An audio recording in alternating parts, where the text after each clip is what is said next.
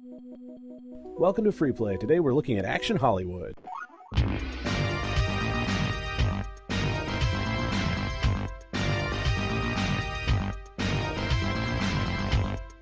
Ever wonder how close you can get to infringing copyright without getting razzed for it? A company called TCH asked that question back in 1995, and we never heard thing one from them again.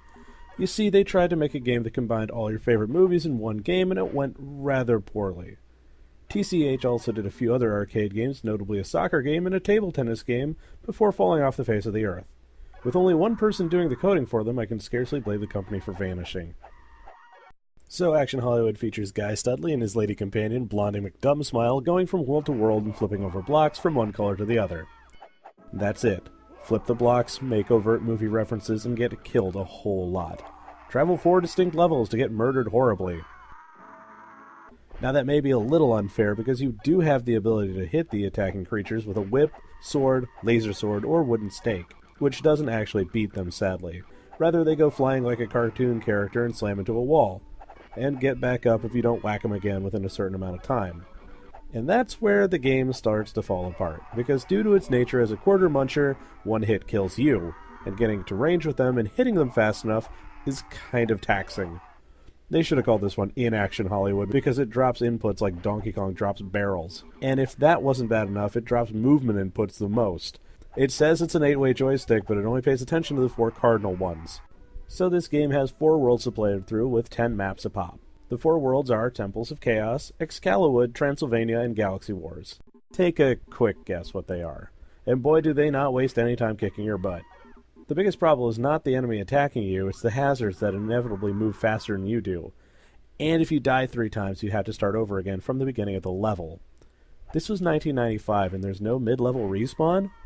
Oddly enough, there are no dip switches for this one either, because those cost money. So no extra lives for me. No extra lives for high points. No music. Yeah, that's right, no music. This game is so obscure that I can't even find pictures of the cabinet or the manual. And if I hadn't played it, and seen the database sites to back me up, I'd be questioning its existence. Oh, Battle Shark, come back, I'm sorry. This is so bare bones, Atari 2600 games look complex by comparison.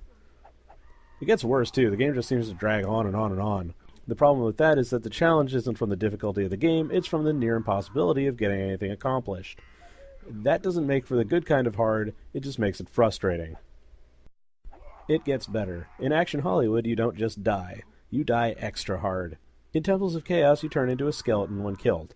In Excalibur, you apparently shrink into nothingness. In Galaxy Wars, you get disintegrated. In Transylvania, you get your throat ripped out.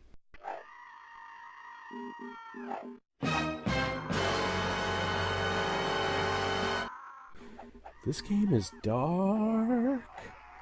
The original Mortal Kombat had just hit arcades around this time, and it clearly had at least a little effect on this particular game. So let's look back quickly at this thing and see if it gets the quarter of approval or the slug of shame. For starters, the lack of music is unforgivable in a game that came out in 1995.